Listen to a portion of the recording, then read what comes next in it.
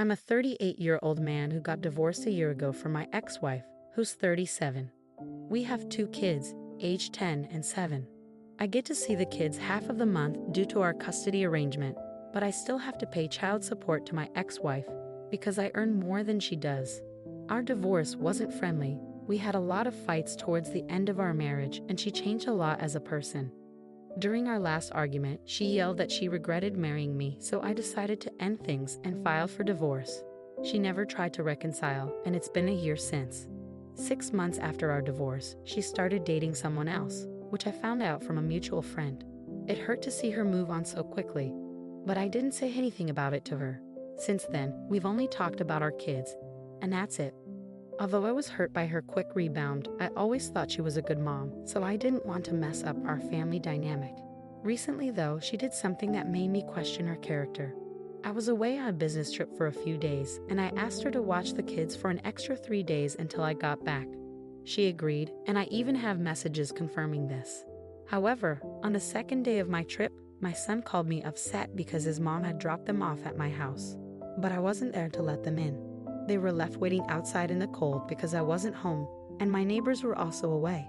On that day, I had just moved into a new house in a still developing area where most homes were empty. The only occupied house nearby belonged to an older couple who weren't home.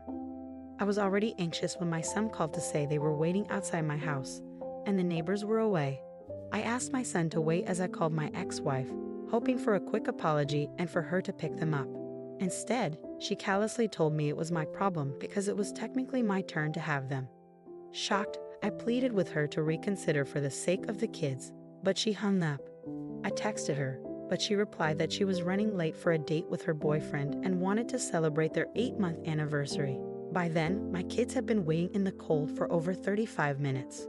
With no other choice, I called Child Protective Services, CPS, and explained. They arrived quickly and took the responsibility of driving my kids to my parents' house, which was out of town. My kids were too young to navigate there on their own.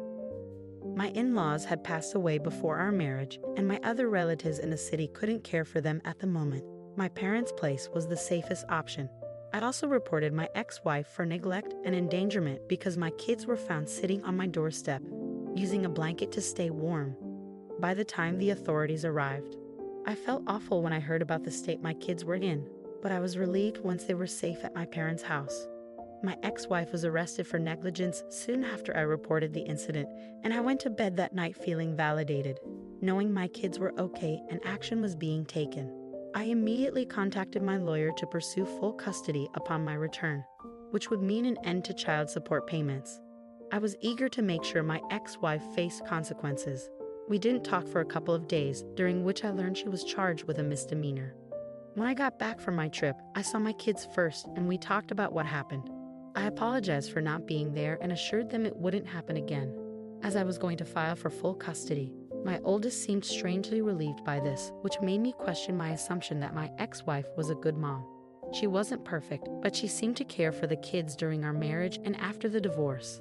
The kids hadn't raised any concerns about life with their mom until now.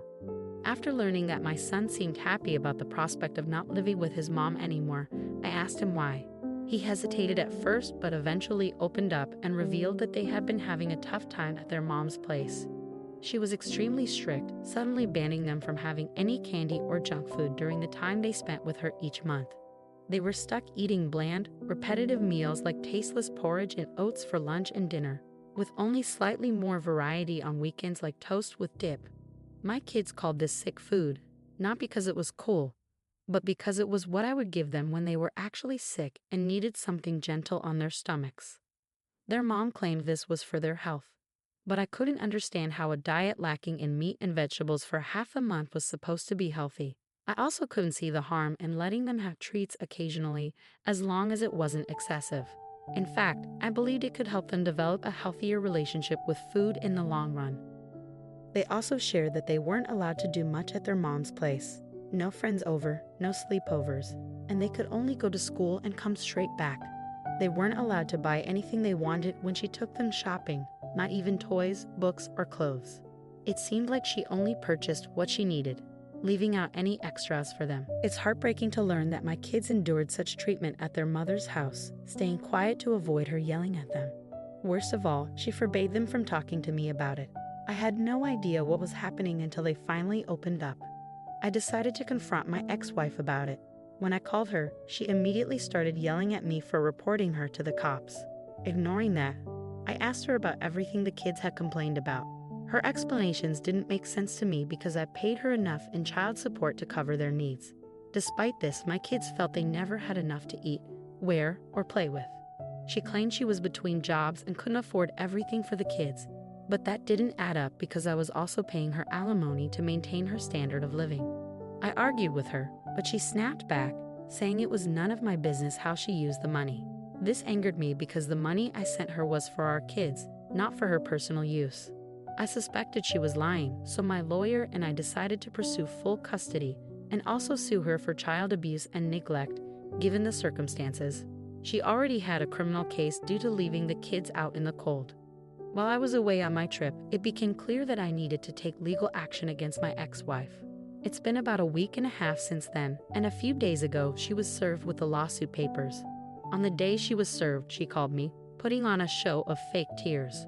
She hadn't reached out to me before this, and it seemed she was only doing so now because she realized she might lose custody of our kids. I suspected her tears weren't genuine, that she was more concerned about losing the child support that came with custody than actually caring for our children. During our call, I told her plainly that she had brought this situation upon herself and that I could no longer trust her with the kids. She tried to claim she was just messing with me and that she planned to regain custody anyway. I didn't buy it. When she confessed that she couldn't survive without the child support due to being between jobs, it confirmed my suspicions. It seemed she wanted custody primarily for financial reasons, not out of genuine love for our children. I was disgusted by this revelation and was ready to end the call when I overheard her friend, who is an attorney, yelling at her to focus on discussing a lawsuit with me instead of dwelling on the money.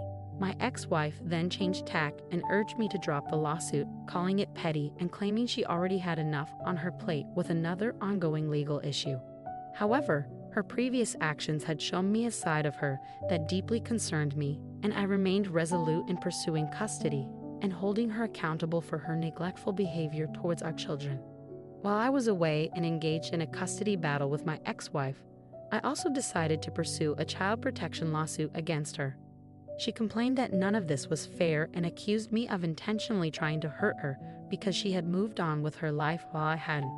I found her statement so delusional that I couldn't help but laugh before disconnecting the call. There was no point in arguing with her. After that, I focused on my work and taking care of my kids. I knew my kids wouldn't go back to living with their mother under any circumstances, and I was determined to stop the child support payments as well. I started looking for babysitters for when I was at work. Luckily, my mom was staying with me temporarily to help take care of the kids while I was away. Yesterday, my mom called me at work, urging me to come home quickly because my ex-wife was at the door and refusing to leave without speaking to me. Since I couldn't leave in the middle of a workday, I asked my mom to put her on the phone with me. I warned her that if she continued her disruptive behavior, I would have no choice but to file a restraining order against her. Things escalated further when my ex-wife failed to address my warning and instead complained that I was intentionally making her life difficult. She pleaded for compassion and asked me to drop the lawsuit, citing the mental strain of facing multiple legal challenges simultaneously, the impending custody case and the child protection lawsuit. I had already informed my colleagues and boss about the upcoming court proceedings, and they were supportive as long as my work wasn't affected too much. However, my ex-wife argued that she couldn't afford the time and expenses of legal representation and court appearances because she was currently between jobs. I responded by echoing her own words back at her. This was her problem now, not mine. Admittedly, my response was driven partly by spite due to how she had treated me and our children since our divorce. Despite receiving monthly alimony and child support payments from me, she had deprived our children of a stable home environment and instilled fear in them, preventing them from sharing their experiences with me. I believe my actions were fair given her selfishness, dishonesty, and failure as a mother. I didn't think being straightforward with her was unreasonable, considering the circumstances. However, she broke down on the call, accusing me of being horrible to her. She felt it was unjust that she was not only likely to lose custody of the children, but also facing legal action from me. Despite feeling some guilt about the situation, I maintained that the course of action was necessary. I was pursuing legal action against her for neglecting our children, even though she was already facing charges and dealing with a custody case. Update 1. Hi everyone, it's been 2 days since I last shared here, and I've realized I shouldn't feel guilty thanks to your advice and my parents' support. I'm convinced now that the money I've been sending my ex-wife for the kids isn't being used for them at all. She's spending it on herself. We're not connected on social media, and I haven't been in touch with our mutual friends regularly due to my work. But after talking here and with my parents, I reached out to a couple of friends to gather more information about her financial situation.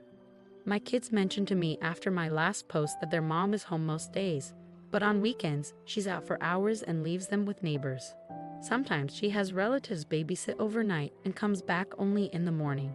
I realized my kids were being silent about this, likely because she instructed them not to talk to me about it. I knew something was off and decided to set aside my morals temporarily to investigate further. I've avoided this because I thought she deserved privacy after our divorce. But I see now it was a mistake.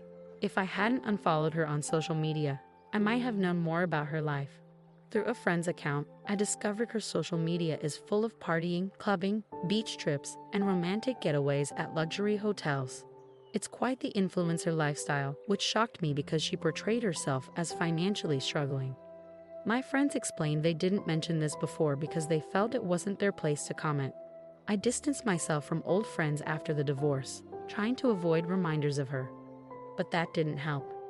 Now that I know the truth, I feel no guilt. She deceived me and mistreated our kids to save money instead of using it for them. She deserves the consequences of her actions. I won't let myself feel sorry for her anymore after what I've discovered. Update 2. Right now, my ex-wife and I are in the midst of a lawsuit, with our second hearing coming up in 2 days.